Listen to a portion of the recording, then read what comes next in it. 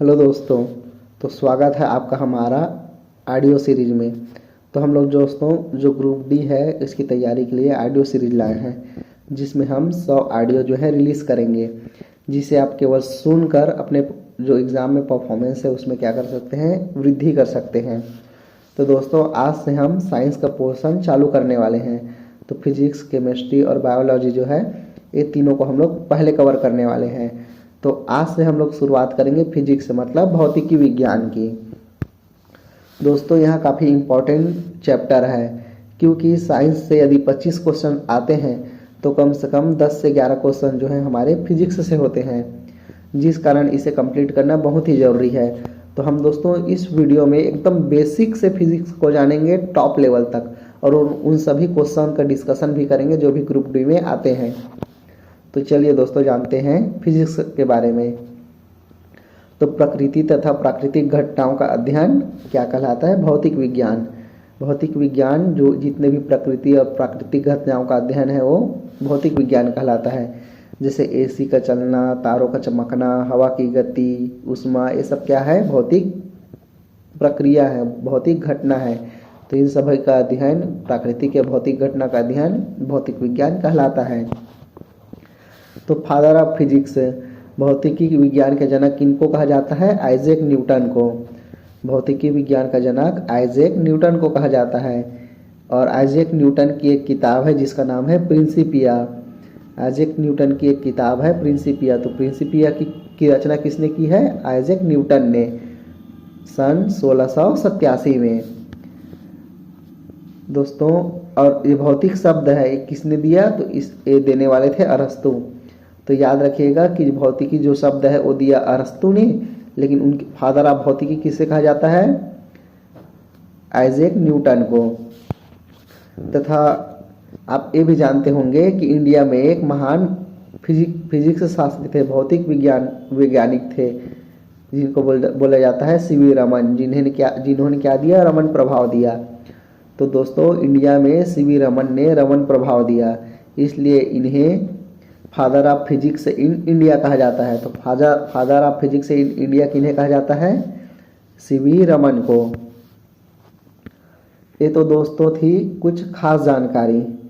अब चलिए देखते हैं कि हमें फर्स्ट चैप्टर में क्या पढ़ना है। तो दोस्तों फिजिक्स का जो पहला चैप्टर है उसमें हम पढ़ेंगे मात्रक और मापन के बारे में। तो मात्रक और मापन से दोस्तों 3 से 4 क्वेश्चन जो है आने ही वाले हैं। तो ये चैप्टर बहुत ही इम्पॉर्टेंट है, तथा फिजिक्स का मेन आधार जो है यही है, मात्रकों का मापन। यदि आप ये चैप्टर कंप्लीट कर लेते हैं तो लगभग आपका फिजिक्स का 50% पोर्शन जो है यहीं पर ख़त्म हो जाता है।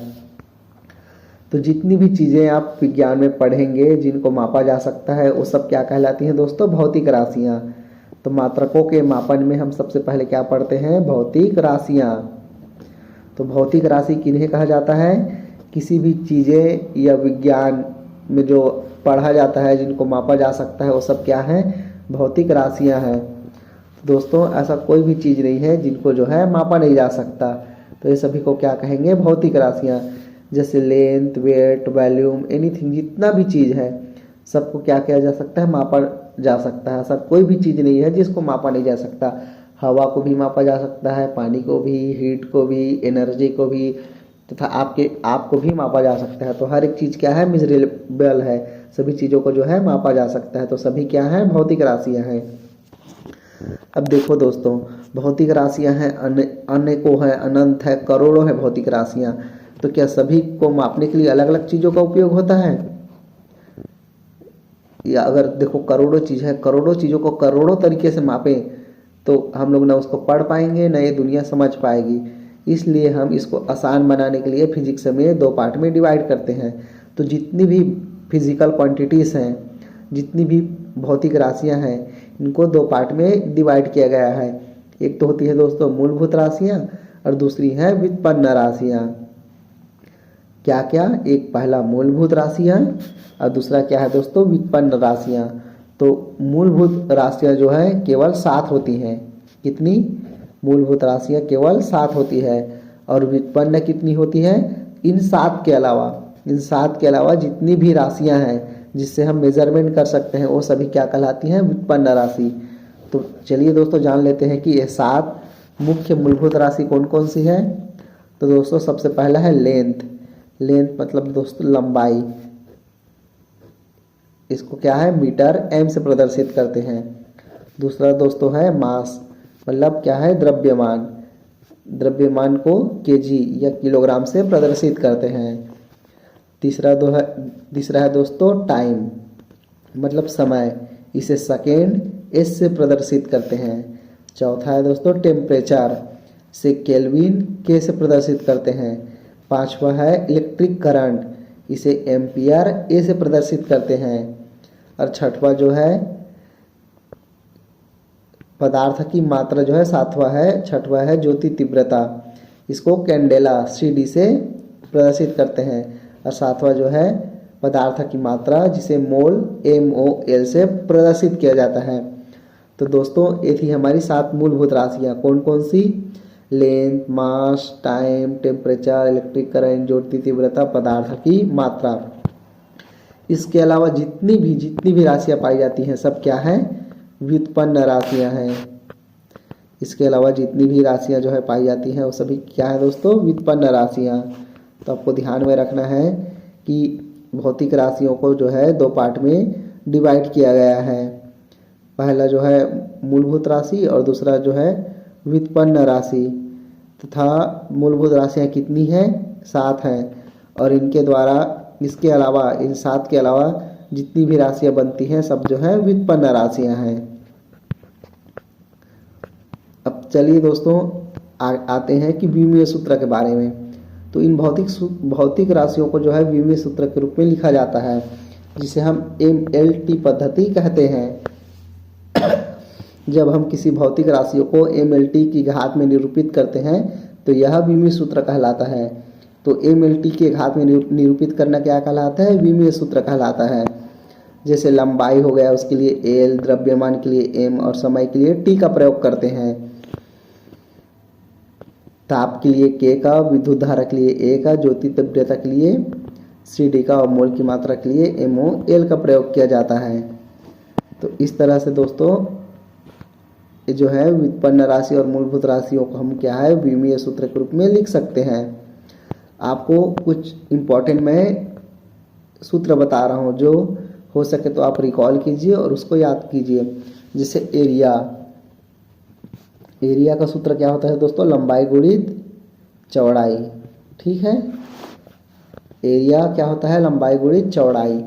आयतन दोस्तों लंबाई गुणित चौड़ाई गुणित ऊंचाई। आयतन लंबाई गुणित चौड़ाई गुणित ऊंचाई। अगला आता है दोस्तों डिस्टेंस,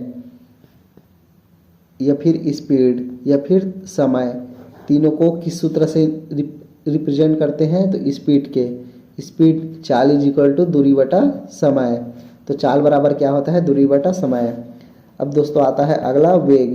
तो वेग का क्या होता है? विस्थापन बटा समय। तो विस्थापन और दूरी में अंतर मैं आगे आपको बताऊंगा कि क्या है।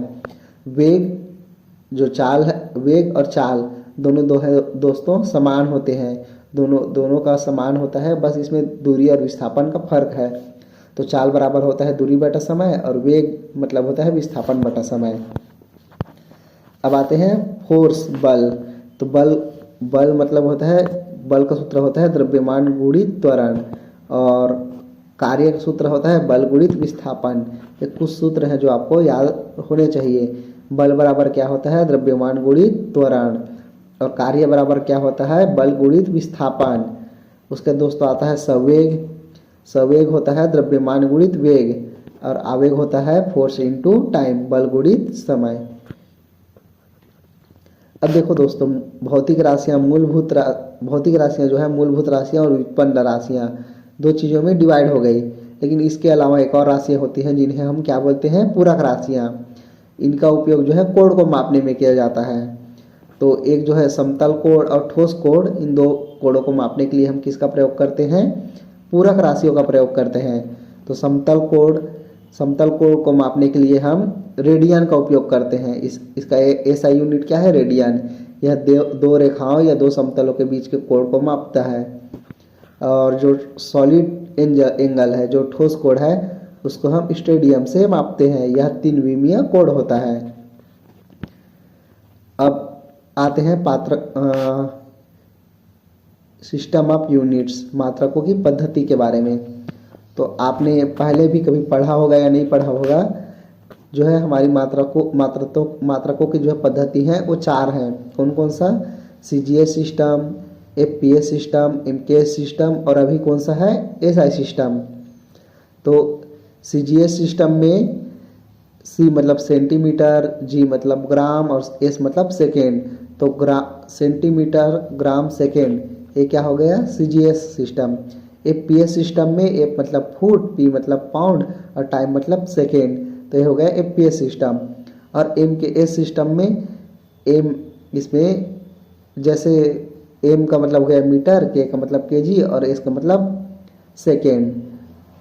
तो दोस्तों इसमें जो है अलग अलग जो पद्धति है, इसमें मापने के लिए अलग अलग जो है राशियों का प्रयोग किया जाता है। इसी तरह दोस्तों हमारा SI सिस्टम है जो भी प्रेजेंट में चल रहा है। तो SI सिस्टम जो है काफ़ी ज़्यादा हमारा जो है CGS सिस्टम से इंस्पायर है, जो MKS सिस्टम है उससे इंस्पायर है। ठीक है, तो CGS सिस्टम जो है ये किसने दिया था? तो कार्ड गेम्स ने दिया था। इसे मैट्रिक पद्धति भी कहते हैं। MKS को क्या कहते हैं? मैट्रिक पद्धति कहते हैं। और FPS को ब्रिटिश पद्धति कहते हैं। अब SI सिस्टम के बारे में कुछ जान लेते हैं।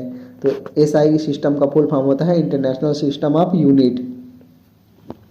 SI सिस्टम का फुल फॉर्म होता है इंटरनेशनल सिस्टम ऑफ यूनिट। मात्रकों की जो है यह क्या है? अंतर्राष्ट्रीय पद्धति है। इसे 1960 में दिया गया। General conference on weight and measurement जो एक कमेटी है उसके द्वारा इसका जो है गठन किया गया। अब इसके बाद आते हैं दोस्तों सदिश राशि और अदिश राशि के बारे में। तो देखते हैं कि सदिश राशियाँ और अदिश राशियाँ क्या क्या होती हैं। तो जिनकी दिशा और परिणाम हमें ज्ञात हो वो क्या है? सदिश राशियाँ हैं। लेकिन जिनका सिर्फ परिणाम पता हो, दिशा नहीं पता हो, वो क्या है? अदिश राशियाँ हैं। तो दोस्तों ये था हमारा पार्ट फर्स्ट, जिसमें हमने